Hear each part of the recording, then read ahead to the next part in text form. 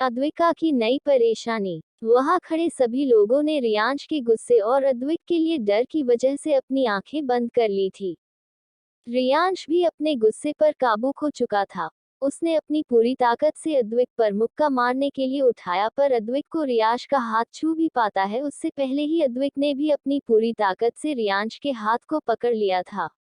और इसी के साथ उसने अपने पैर से रियांश के पेट पर जोरदार लात मार दी। ये सब इतनी जल्दी हुआ कि वहां खड़े लोग ये समझ ही नहीं पाए को किसने किसे मारा है। बस उन्हें मारने की जोरदार आवाज आई। अद्विका, जो बहुत देर से रियाश की बदतमीजी को झेल रही थी, उसे अब और सहन नहीं हुआ और अब उसके गुस्से का गुबार रियांश पर फूट पड़ा। अद्विक अपने मन में सोचने लगा, आखिर रियाज समझता क्या है, को इसे क्या लगता है ये मुझे लड़ाई में हरा सकता है, पर इसे नहीं पता कि पापा गौतम कपूर ने मुझे सेल्फ डिफेंस की कितनी टफ ट्रेनिंग दी है। रियांश, जो अब तक अद्विक को कमजोर समझ रहा था, उसके ऐसे हाथ को पकड़ लात मारने से समझ गया कि अद्विक को भी फाइटिंग आती है। उसने एक नज़र अपने आसपास देखा, जहां कुछ की नज़रों में उसके लिए हंसी तो कुछ की नज़रों में अद्विक के लिए प्रशंसा थी। और ये सब रियाश को बिल्कुल भी बर्दाश्त नहीं था।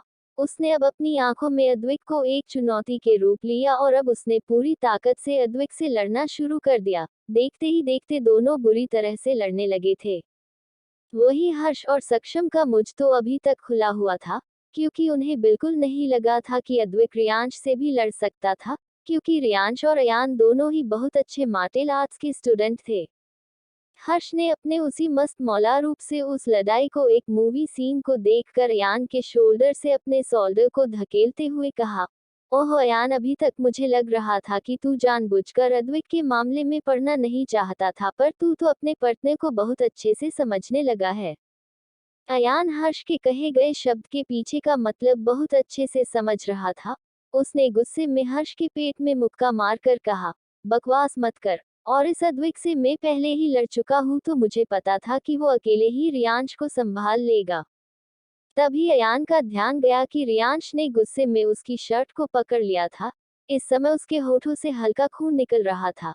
तो वही अद्विका के चेहरे पर तो कुछ नहीं हुआ था, पर उसकी शर्ट की ऊपर की कुछ बटन टूट गई थी। अब अगर रियांश ने अगर हल्का सा और जोर दिया तो उसकी शर्ट फट सकती थी। वही वहां खड़ी सारी लड़कियां तो इसी चीज का इंतजार कर रही थी कि वो अपने प्रिंस चार्मिंग की हॉट बॉडी को देख सके। अब तो वो रेस्टिंग एरिया एक कंपटीशन का मंच बन गया था। कुछ बच्चे जोर जोर से अद्विक अद्विक कह रहे थे, तो कुछ लोग रियांश चिल्ला रहे थे। पर फायदा तो लड़कियों का था कि उनके सामने दो हैंडसम लड़के अपनी पावर दिखा रहे थे, और कुछ तो उनकी फाइटिंग के मूव को देखकर आहें भर रही थी। अद्विक, जिसे अभी तक अपनी लड़ाई में ये होश ही नहीं था कि उसकी शर्ट की दो बटन खुल चुकी है, वो तो अभी भी रियांश से लड़ा ही जा रहा था। आखिर रियांश की वजह से ही पूरे कॉलेज के सामने कुछ बच्चों ने उसे नाजायज कहने की हिम्मत की थी। रियाश ने गुस्से में अद्विक की शर्ट को पकड़कर अपने गुस्से को निकालते हुए कहा, तुम्हें बड़ा शौक है ना मुझसे बार बार उलझने का, बड़ी अकड़ है ना तुम्हें। और इसी के साथ वो आगे उसकी शर्ट पर अपना जोर लगाता कि तभी वहां प्रिंसिपल आ गए। प्रिंसिपल ने बहुत जोर से चिल्लाकर कहा, रियांश अद्विक। प्रिंसिपल की आवाज सुनकर रियांश के हाथ ना चाहते उसकी शर्ट पर वही रुके के रुके रह गए। वहां जो स्टूडेंट्स अब तक जो कुसूर पुसूर कर रहे थे, वो चुपचाप वहां से पतली गली से निकल गए। प्रिंसिपल की आंखें इस समय गुस्से से धधक रही थी। उन्होंने रियांश और अद्विका के पास आकर अपने शब्दों को पीसकर कहा, चुपचाप मेरे केबिन में चलो। वहां जब से मैं अयान और रियाश का इंतजार कर न रहा था, पर यहाँ उन्होंने अद्विक को घूरा और कहा, अब भी तुम कहोगे कि तुम गलती से लड़ाई में फंस गए थे। अद्विक ने प्रिंसिपल की बात को सुन अपना सर नीचे झुका लिया, क्योंकि इस बार सच में वो लड़ाई में शामिल था। पर उसने मन में कहा, कह तो ऐसे रहा जैसे पहले इसने मुझे पनिशमेंट नहीं दी थी। प्रिंसिपल ने उन तीनों को देख ऑफिस में आने को कहा। अद्विक इस बार चुपचाप प्रिंसिपल के पीछे जाने लगा, क्योंकि वो बिल्कुल भी रियांश का चेहरा नहीं देखना चाहता था। रियांश भी इस बार बिना कुछ कहे जाने लगा। अयान ने ये सब देख एक गहरी सांस ली और अपने फोन, जिसमें प्रिंसिपल का कॉल था, उसे अंदर रख लिया और वो भी पीछे जाने लगा। वही अयान की ये हरकत सक्षम की नजरों से नहीं बची। पर उसे समझ नहीं आ रहा था कि अयान ने प्रिंसिपल को यहाँ लड़ाई के बीच में क्यों बुलाया था। पर फिर उसने सोचा वो बाद में अयान से इस बारे में बात लार कर लेगा। थोड़ी देर बाद अयान, रियांश और अद्वैत तीनों ही एक दूसरे से मुंह फेर कर बॉयज वॉशरूम को साफ कर रहे थे। तीनों को ही प्रिंसिपल ने फिर से खूब सुनाया। उन्होंने उन तीनों की पनिशमेंट को 1 महीने से 2 महीने तक की कर दी थी। अयान वॉशरूम के फ्लोर पर पोछा लगा रहा था और वही रियांश और अद्वैत गुस्से टॉयलेट शीट को साफ कर रहा थे। उन दोनों के मुंह बहुत बुरी तरह से सूखे हुए थे। रियांश का तो ऐसा हाल ही गया था कि कहीं उससे यही वॉमिटिंग ना हो जाए। अद्वैत को वैसे मन ही मन उन दोनों की ऐसी हालत देख हंसी आ रही थी। हालांकि उसकी भी हालत उनके जैसी हालत थी, पर उसके हिसाब से उन दोनों घमंडियों के लिए ये एकदम परफेक्ट सजा थी। वो अपने मन में खुशी लिए अपना काम ही कर रहा था कि तभी वॉशरूम का दरवाजा खुला और 2 लड़के अंदर आए। उन दोनों की इतनी हिम्मत नहीं थी कि वो रियांश और अयान के ऊपर हंस सके, इसलिए वो उन्हें बिना देखे अद्वैत के पास वाली वॉशरूम शीट के पास आ गए और वो दोनों ही अद्विका के अगल बगल वाली टॉयलेट शीट के सामने जाकर खड़े हो गए। अद्वैत की सांसें तो उन दोनों को ऐसे देख हलक में अटक गई। उसका चेहरा धीरे धीरे घबराहट में पिला पड़ने लगा। अद्विका का काम की तलाश करना। अद्वैत ने जब अपने आप को ऐसे 2 लड़कों के बीच वॉशरूम में फंसा देखा तो उसकी सारी सोचने समझने की शक्ति ही खो गई। उसने देखा कि अयान और रियाश गुस्से से उन 2 लड़कों को घूर रहे थे। जाहिर था उन्हें ये बिल्कुल पसंद नहीं आया था को वो दोनों उन्हें ऐसी हालत में देखे। अद्वैत ने जब देखा कि उन दोनों की नजरें भी उसकी तरफ है तो अब वो इस आपत्तिजनक सिचुएशन से मुंह भी नहीं मोड़ सकती थी और ना ही अपनी आंखें बंद कर सकती थी। अद्वैत अपने हाथ में उस कपड़े को और कसके पकड़ बस अपनी लाल हो रहे चेहरे पर कुछ भावना व्यक्त करते हुए सोचते हुए अपनी हालत को कोस रही थी। ये मेरे साथ ही क्यों होता है हर बार। पहले एक लड़के के साथ रूम शेयर करना और ऊपर से कुछ लड़कियां मेरे शरीर को ऐसे घूरती है जैसे अभी खा ही जाएगी, और अब ये ही तो देखना बाकी रह गया था ना। वही अयान का ध्यान उन लड़कों से ज्यादा अद्वैत के बदलते चेहरे पर था और अद्वैत के ऐसे बदलते एक्सप्रेशन को देख उसके चेहरे पर एक शैतानी स्माइल आ गई।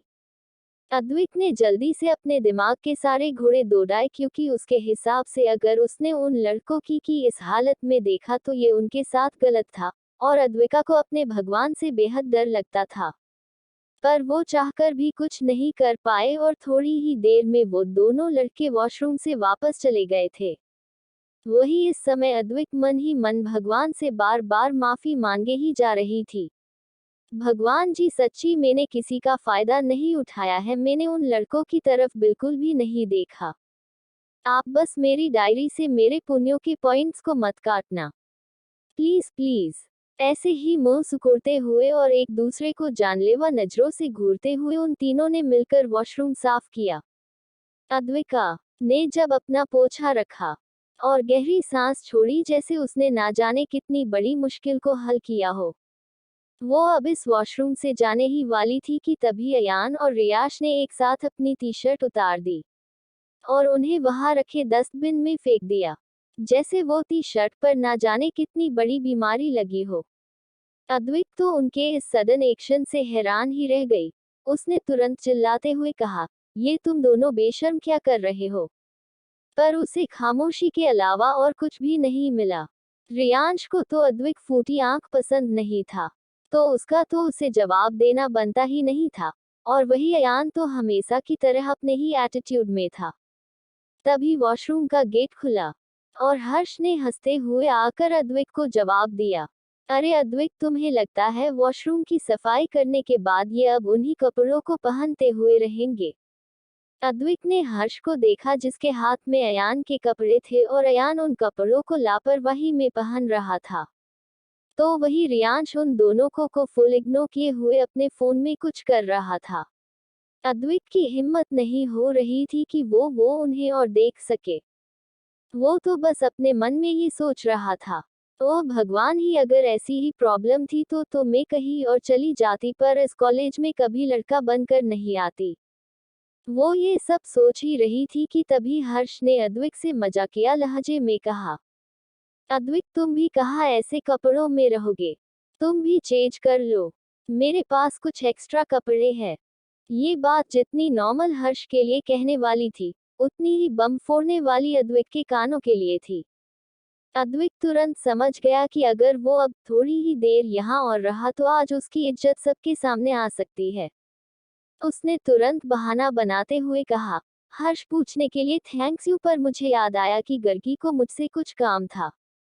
गागी का नाम सुनते ही अयान के अपनी शर्ट के बटन को बंद करते हुए हाथ रुक गए और वो अद्वैत को घूरने लगा। अद्वैत अयान के ऐसे घूरने से हड़बड़ा गया और उसने तुरंत जल्दी गागी का नाम बदलते हुए कहा, वो मेरा मतलब था, मुझे मानसी के पास जाना है। वही अब अद्वैत ने जब देखा कि वो दोनों अभी भी उसे घूर रहे हैं, तो उसने तुरंत एक ऑकवर्ड सी स्माइल सी और जल्दी से वॉशरूम से जाने लगी। वो जा ही रही थी कि तभी उसे रियांश की भीन भीनाती हुई आवाज सुनाई दी। लड़की बाज कहे का, एक दिन लड़कियां जब जिंदगी बर्बाद कर देंगी तब आएगा होश में। हाँ, फिर एक स्मर्क भरी स्माइल दी। अद्वैत ने जाते जाते हुए सारी बातें सुन ली थी और उसने अपनी मुट्ठियों को बिछ लिया, क्योंकि अब वो दोबारा से रियांश से लड़ाई नहीं करना चाहता था। आखिर वो कैसे अपनी प्रजाति लड़कियों के बारे में बुरा सुन सकता था। वो बाहर निकल गई तभी उसकी नजर रियांश के तीनों दोस्तों माध्य, पीयूष और सचिन पर पड़ी। ये देख अद्वैत पीयूष के पास गई, जिसके हाथ में शायद रियांश के लिए कपड़े थे। उसने पीयूष को एक ठंडे पानी की बोतल दी जो उसने खुद के पीने के लिए ली थी, और फिर बड़े ही मजाकिया ढंग से कहा, तुम तीनों उस नमूने के पास जा रहे हो ना, तो मेरी तरफ से ये ठंडा पानी उसके सर पर डाल देना, जिससे उसका उबलता हुआ खून थोड़ा शांत हो जाएगा। माधव सिंघानिया, जो भूरे बालों वाला एक एलिगेंट एंड लुकिंग पर्सनैलिटी का लड़का था और साथ में गागी का भाई था, उसने अद्वैत के हाथ की बोतल को अपने हाथ में लेकर एक हल्की मुस्कान के साथ कहा, बिल्कुल अद्वैत, तुम सही कह रहे हो, रियांश को सच में ठंडे पानी की जरूरत है। माधव की इतनी सॉफ्ट आवाज को सुनकर अद्वैत का दिल धड़कने लगा। माधव ही पहला लड़का था जिसने उससे इतनी सॉफ्ट आवाज में अब तक बात की थी, वरना रियांश और अयान दोनों तो बस हुक्म चलाने में ही लगे रहते हैं। थोड़ी ही देर में जब उसके कानों में माधव की आवाज पड़ी तो वो होश में आई और उसने वो बोतल माधव को दे दी, जो वो जब से छोड़ ही नहीं रही थी। बोतल लेकर माधव वहां से चला गया और थोड़ी ही देर में अद्विका ने अपने कपड़े चेंज किए और बाहर निकल गई। उसे मानसी से मिलकर अपने फ्यूचर को लेकर बातें करनी थी। थोड़ी ही देर में वो दोनों एक कैफे में थी और उनके बीच में रखा था लैपटॉप, जिसमें हजारों तरीके की जॉब्स और फ्रीलांसर वर्क पड़ा हुआ था। मानसी ने बनाया अयान को बेवकूफ। मानसी ने जब देखा कि अद्विका को कुछ समझ नहीं आ रहा है कि उसे क्या करना चाहिए, तो उसने अपने सर को मसलकर अपनी अपनी चिड़ी हुई आवाज में अद्विक को देखकर कहा, अरे मेरी माँ, अगर तूने अभी तक कुछ सोचा ही नहीं है तो तुझे इतनी जल्दी क्या है कोई जॉब करने की। और धीरे से बुबुदाते हुए कहा, और वैसे भी तेरे पास तो पैसों की कोई कमी है भी नहीं। उसकी बात पर अद्विका, जिसने अभी तक दिल्ली की लगभग सारी पार्ट टाइम जॉब्स को देख लिया था, उसने मानसी को देख एक गहरी सांस ली और फिर टेबल पर रखी अपनी पसंदीदा कॉफी लाटे का कप उठाया। अद्विका ने मानसी को समझाते हुए कहा, मानसी, बात तेरी सही है, पर मुझे पापा के पास जाने से पहले अपनी इतनी बड़ी पहचान बनानी है कि जिससे मुझे फिर एक बार दुश्मनों से डरकर यूं दुनिया से छुपकर रहना ना पड़े। मानसी भी समझ रही थी कि अद्विका के लिए ऐसे अपनी पहचान बदल कर रहना कितना मुश्किल है। मानसी ने भी अब अद्विका का मूड हल्का करते हुए बात को बदलते हुए पूछा, अच्छा मेरी जान, में समझ गई। और हाँ, तू अब ये तो बट करने क्या वाली है? और तुझे मेरी शर्त तो याद है ना जो तूने मानी थी? मानसी के मुंह से शर्त वाली बात सुनकर अद्विका आक्वर्डली हंसने लगी और अपने कॉफी के मग को नीचे रख कर कहा, मानसी देख, मैं तेरे साथ 2 बार तो सलो गई हूँ। देख मेरी जान, मान जा, वहाँ की लड़कियां तेरे बालों पर करामत करने से ज्यादा मुझे ताड़ती रहती है। उसकी ये बात सुनकर मानसी हंसने लगी। बड़ी मुश्किल से अपनी हंसी को रोकते हुए मानसी ने कहा, यार मेरी जान, तुझे पता है वहाँ की मैनेजर तुझ पर लट्टू है, वो तेरे आने की वजह से मुझे हर बार 30% डिस्काउंट देती है। फिर कुछ सोते हुए उसने हंसकर कहा, वो तो अच्छा है, उसे मैंने बताया कि मैं तेरी बहन हूँ। नहीं तो गर्लफ्रेंड समझकर मेरे बाल पहले दिन ही काट देती। और ये सब कहकर वो फिर एक बार हंसने लगी।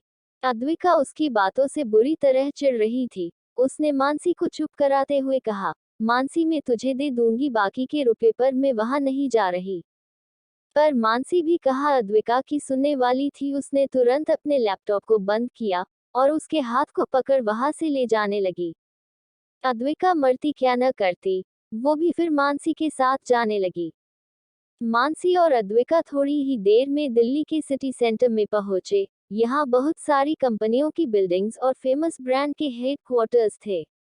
वही मानसी अद्विका को जिस सैलून में लाई थी उसका नाम था प्रिंसेस ब्यूटी। वो इंडिया का मोस्ट फेमस और ट्रस्टिंग सैलून के अंडर आता था।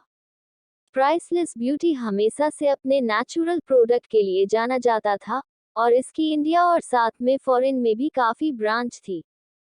वो दोनों खुशी खुशी सैलून के अंदर चली गई। तभी उस सैलून के सामने जो 30 मंजिला बिल्डिंग थी, उसमें सक्षम अयान के साथ बैठकर कुछ डिस्कस कर रहा था कि तभी उसकी नजर सामने मानसी के साथ हाथों में हाथ डाले जा रहे अद्विक पर पड़ी। उसने तुरंत अयान से कहा जो अभी किसी फाइल को पढ़ने में पूरी तरह से डूबा हुआ था, अयान देखो अद्विक वो किसी लड़की के साथ सैलून में जा रहा है। अद्विक जिसका ध्यान पूरी तरह से नेकलेस के डिजाइन्स पर था, उसने तुरंत उस तरफ देखा जहां सक्षम ने इशारा किया था। उस तरफ अद्विक सच में किसी लड़की के साथ जा रहा था, पर उसे लड़की की शक्ल नहीं दिख रही थी। ये देख अयान की आंखें गहरी हो गई। उसके हाथों में फाइल की पकड़ कस गई, पर फिर भी उसने अपने चेहरे को जल्दी से नॉर्मल कर वहां से अपनी निगाहें फेर ली। पर सक्षम की आंखों से अयान के ये बदलते हुए हाव भाव ना छुप सके। उसने बड़े ही अजीब तरह से अयान को देखकर पूछा, अयान क्या हुआ, तू अद्विक को उस तरह से क्यों देख रहा है जैसे तेरी गर्लफ्रेंड तुझे चिट कर रही हो। सक्षम के इतने कहने पर ही अयान बुरी तरह से सक्षम को घूरने लगा और फिर अपने मन में उस दिन के बारे में सोचने लगा जब अद्विक हॉस्पिटल में एडमिट था और अयान की बात मानसी से हुई थी। दरअसल उस दिन मानसी को ऐसा लग रहा था कि अयान जो उसके साथ हर वक्त हॉस्टल में रहता है, वो कहीं उसके बारे में शक ना करने लगे, तो उसने अयान को एक झूठी गाथा सुनाई। मानसी ने बताया था कि अद्विक की एक बहन थी अद्विका, जो कुछ सालों पहले मर गई थी। अद्विक अपनी बहन से बेहद प्यार करता था, तो उसके जाने के सदमे को वो सह नहीं पाया, तो इसी वजह से उसे कभी कभी अपने अंदर अपनी बहन महसूस होती है।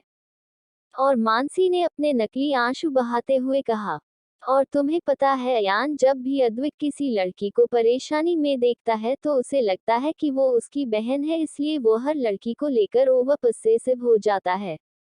बेचारा अयान जो उस वक्त ऑलरेडी गिल्ट में था कि उसकी बेवकूफ़ी की वजह से अद्विक हॉस्पिटल में है, वो मानसी की सारी बातों को मान गया और तब से वो अद्विक को सिंपैथी भरी नजरों से देख रहा था। बेचारे अयान और अद्विक, जिन्हें पता ही नहीं उनका मानसी पोपट कर चुकी है। और एक बात भी उसे समझ नहीं आती थी कि अद्विक के साथ रहने पर उसका दिल कभी कभी यूं धड़कने क्यों लग जाता था। वो ये सभी सोच रहा था कि तभी उसके केबिन का दरवाजा खुला। दरवाजे पर मिस्टर शाह थे, जो अयान की ज्वेलरी ब्रांड क्वीनवर्ल्स के चीफ डेजिग्नर थे।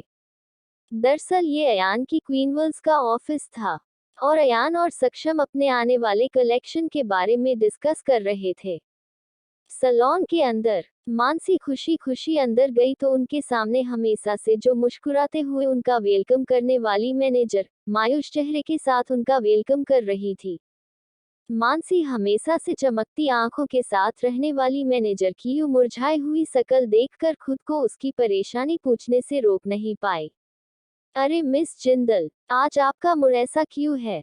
मिस जिंदल, वो मैनेजर कुछ जवाब देती तो उससे पहले ही एक घमंडी आवाज मानसी और अद्विक के कानों में पड़ी। तारा से शर्त। अद्विक और मानसी ने जब आवाज की तरफ देखा तो वहां एक मीडियम एज की औरत खड़ी थी। उसके चेहरे पर घमंड और गुरूर तो साफ साफ झलक रहा था, और होना भी था। वो लेडी पहनावे से ही किसी रईस खानदान की लग रही थी। मानसी ने धीरे से अद्विका के कान में कहा, अरे अब ये देवसेना जैसी कौन है। उसकी बात पर अद्विका ने भी उसी की भाषा में जवाब देते हुए कहा, वो तो अब पता चल हो जाएगा कि ये देवसेना है या शिवगामी। मानसी ने भी बड़े ही एटीट्यूड के साथ उस औरत को देखकर कहा, अच्छा आंटी जी आप बताइए कि मिस जिंदल का मूड क्यों ऑफ है। मानसी के मुंह से अपने लिए आंटी सुनकर उस औरत ने बड़े ही घटिया लहजे में कहा, तुम्हारी हैसियत नहीं है कि तुम तारा दत्त को आंटी कह सको। तुम जैसों के लिए मुझे आंटी कहना मेरी इज्जत को कम करता है। सो कॉल मी मैम और मेडम डैट। उसकी बात पर मानसी से ज्यादा अद्विका का मुंह गुस्से से फूल गया था। आखिर सामने वाली औरत की जुर्रत कैसे हुई कि वो उसके सामने मानसी की बेइज्जती करे। अद्विका ने आगे आकर बड़े ही स्टाइलिश तरीके से अपनी टी शर्ट को ठीक करके कहा, ओह मैडम विक्टोरिया, क्या आपको पता नहीं कि घर से बाहर निकलते समय अपने साथ तहजीब और इज्जत लेकर भी चलते हैं। अद्विका का ताना तो तारा के ऊपर से ही निकल गया। वो जब तक कुछ समझ पाती तभी मानसी ने भी गुस्से में अद्विका के सुर से सुर मिलाते हुए कहा, अरे अद्विक तू भी किसे ज्ञान दे रहा है। जो लोग सिर्फ बस में क्रेडिट कार्ड और चेहरे पर मेकअप लगाकर निकलते हैं और बदले में खोपड़ी ड्रेसिंग टेबल पर ही छोड़ आते हैं। उन दोनों की बातों को सुन मैनेजर जिंदल, जिसका मूड अब तक ऑफ था, वो भी अपनी हंसी को रोक नहीं पाए और उसके होठों पर भी हल्की मुस्कान छा गई। तारा ने जब अपने सामने दो बच्चों को देखा जो उसका पब्लिक में मजाक उड़ा रहे थे तो उसे बर्दाश्त नहीं हुआ। उसने गुस्से में मिस जिंदल को देखकर कहा, मिस जिंदल हंस लो जितना हंसना है, क्योंकि अब मैं इस पूरे सैलून को ही बैन करवा के रहूंगी। मेरा दिमाग पहले ही तुमने बहुत खराब कर दिया है। उसकी इन बातों को सुन मानसी और अद्विका को अब कुछ कुछ समझ आने लगा कि क्यों मिस जिंदल का मूड ऑफ था और ये मैडम तारा इतना क्यों उछल रही है। तारा की बात पर मिस जिंदल ने थोड़ा डरते हुए उससे कहा, नहीं मैडम दत्त, आप ऐसे इस सैलून को बंद नहीं करवा सकती। हमें पता है इसके जो ओनर थे उनकी 2 हफ्ते पहले डेथ हो गई थी और अब उनका बेटा उनकी इन सारी प्रॉपर्टी को बेचना चाहता है। और इसी वजह से फंड ना होने की वजह से अब हमारे सैलून में विप सर्विस थोड़ी मुश्किल हो रही है। उसकी बात को पूरी तरह से नजरअंदाज करते हुए तारा दत्त तो अभी भी अपने गुरूर में बहस करते हुए चिल्ला रही थी, तुम जब इस सैलून का कोई मालिक ही नहीं है तो तुमने इसे क्यों खोल रखा और हम जैसे कस्टमर का टाइम बर्बाद कर रहे हो। तुम जैसे मिडिल क्लास लोगों पर तो कोई काम रहता नहीं है, पर मेरे जैसी प्रतिष्ठित परिवार के लोगों पर इतना टाइम नहीं होता। अद्विक, जो शुरू से ही अपने सामने कभी किसी के साथ बुरा होते हुए नहीं देख सकती थी, उसने जल्दी से तारा और मिस जिंदल के बीच में आकर कहा, मैडम दत्त आप इतना क्यों भड़क रही हो इस मैनेजर पर। अगर आप बड़ी है तो इनकी प्रॉब्लम को समझिए, ऐसे तमाशे करने से आप बाजार में आलू भिंडी बेचने वाली लग रही है। तारा, जिसने अद्विक को उसके पहनावे से उसे जज कर लिया था कि शायद वो कोई अमीर खानदान से, इसीलिए उसने उसे पहले इग्नोर किया, पर जैसे ही अब उसने फिर एक बार अद्विका के मुंह से अपने लिए बेइज्जती सुनी तो उसने अपने गुस्से से लाल चेहरे से अद्विक को घूरते हुए कहा, ए लड़का, तू अपने काम से काम रख, क्योंकि मैं नहीं चाहती कि मेरा कोई बॉडीगार्ड तुम जैसे सड़क छाप लड़कों को तोड़ दे। पता नहीं कहाँ से आ जाते हैं आवारा कहीं के। मानसी को इस समय तारा पर हद से ज्यादा गुस्सा आ रहा था। वो अद्विक के लिए ऐसे कोई अपशब्द बिल्कुल भी नहीं सुन सकती थी। वो गुस्से से तारा के बालों को पकड़ने के लिए झपटने लगी, पर अद्विक ने मानसी को उसकी कमर से पकड़ लिया और मानसी को शांत करा कर कहा, मानसी क्यों कीचड़ में उतर कर खुद पर कीचड़ लगाना चाह रही है। उसकी इस बात को सुन तो मानो तारा का शरीर गुस्से से तमतमाने लगा और उसने इसी गुस्से में अद्विक पर हाथ उठाना चाहा, पर अद्विका ने बीच में ही तारा का हाथ पकड़ कर कहा, अब अपने मुंबई की टपोरी स्टाइल में कहा, ओह मैडम, अपुआ को मारने का नहीं, वरना अपुआ तेरे हाथ को ऐसा मोड़ेगा ना कि इस बुढ़ापे में अकड़ के साथ हाथ भी चला जाएगा। उसकी ऐसी भाषा सच में तारा को समझ नहीं आई। उसने बड़ा गंदा सा मुंह बनाकर मिस जिंदल की तरफ देखकर कहा, जिंदल, क्या अब तुम्हारे प्रिंसेस ब्यूटी में ऐसे स्लम एरिया से उठकर भी लोग आते हैं क्या। सो रिडिक्यूलस। और इसी के साथ उसने अद्विका और मानसी को देख बहुत बुरा मुंह बनाया। अद्विका भी अब अपनी ज्यादा इंसल्ट नहीं सह सकती थी। उसने एक नज़र मिस जिंदल को देखा और अब अपने एक ठंडे चेहरे के साथ मैडम दत्त को देखकर कहा, हाँ तो मैडम दत्त, बहुत हो गई बातें, अब कुछ काम करते हैं। अद्विका की बात पर तारा उसे असमंजस में देखने लगी। अद्विक ने अपनी बात को आगे बढ़ाते हुए कहा, मिसेज दत्त, आपके पास 1 घंटा है, अगर आप कर सकती है तो कर लीजिए कोशिश और करके बताइए इस सलों को बंद। उसकी बात पर जहां मिस जिंदल के होश उड़ गए, वहीं मिसेज दत्त के चेहरे पर एक घमंड भरी मुस्कान आ गई। Darling, you are the best. Advika की बात को सुन सलोन के सभी लोग शौक रह गए।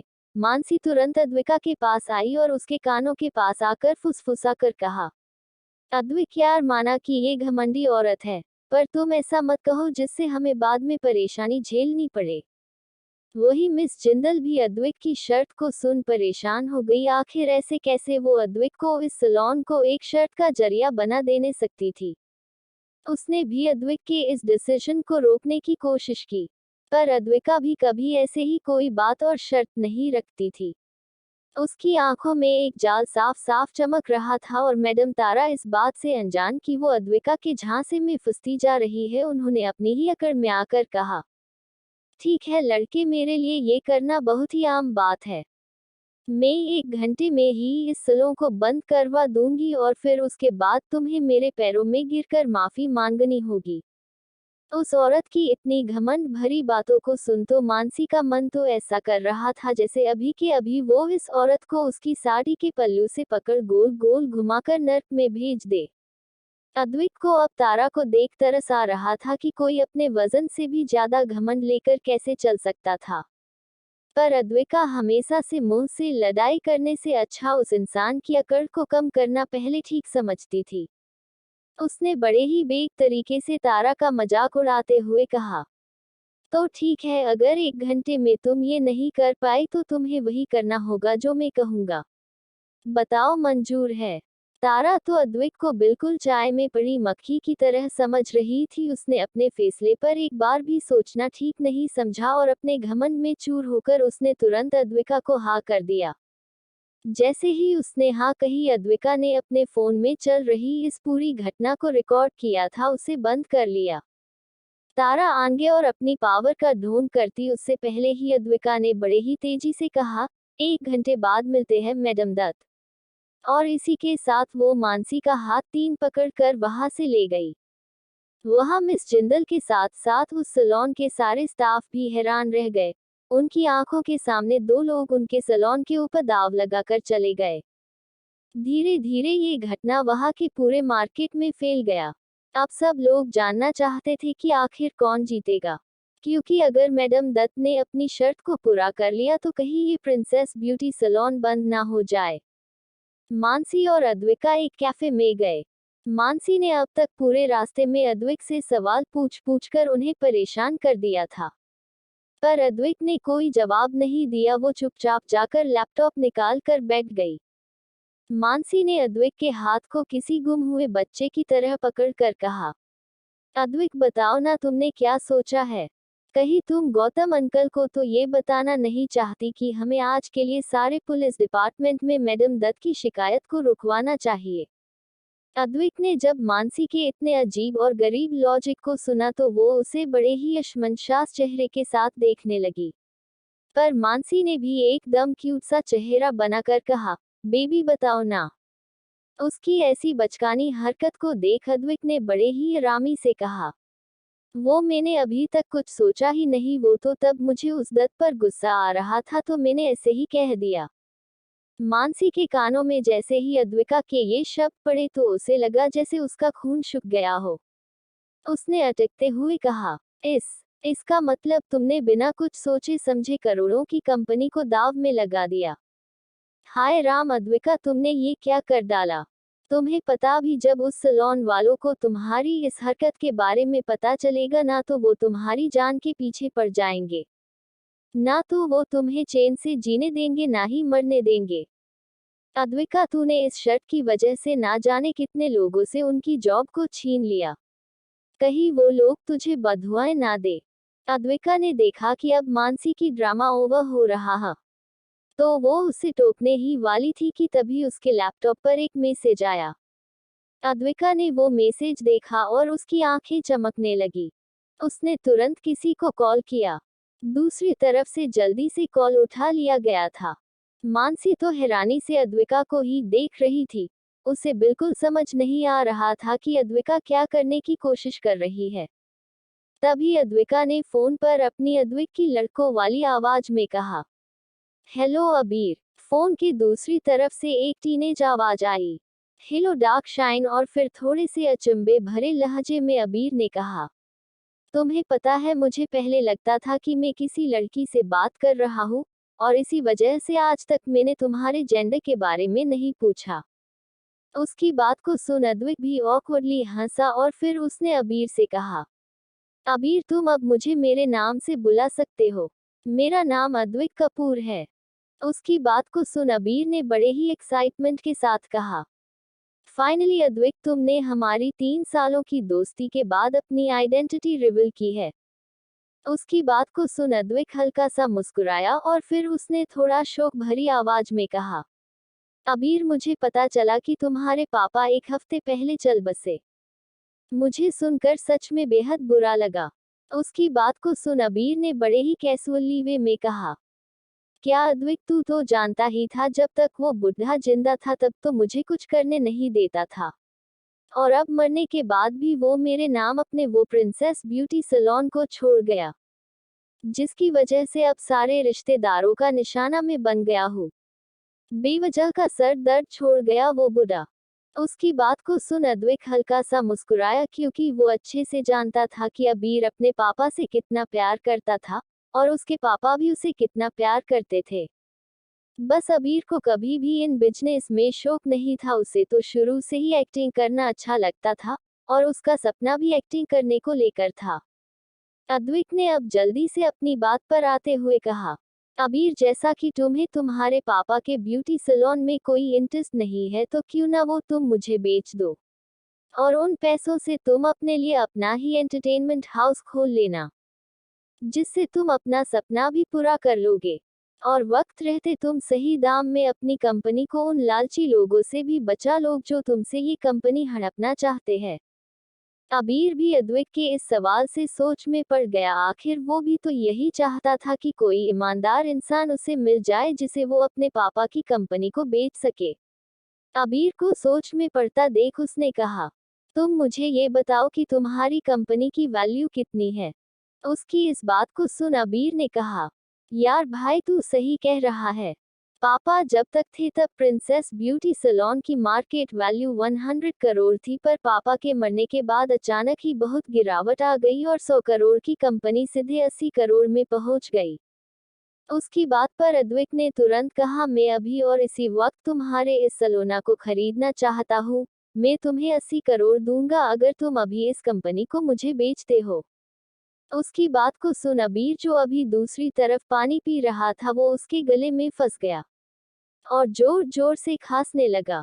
क्या कहा अद्विक तुमने? तुम इस 80 करोड़ की कंपनी को खरीद रहे हो?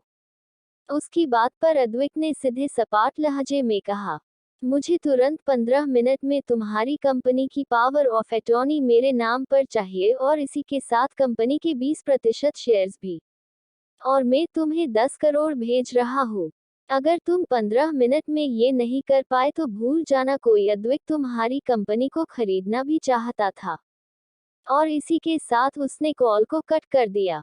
अबीर ने फोन को देखा और फोन को देख गुस्से में बोला, अद्विक रास्कल, तुम जानते हो कि मुझे इस समय पैसों की जरूरत है और तुमसे ज्यादा भरोसेमंद मुझे कोई और नहीं मिलने वाला।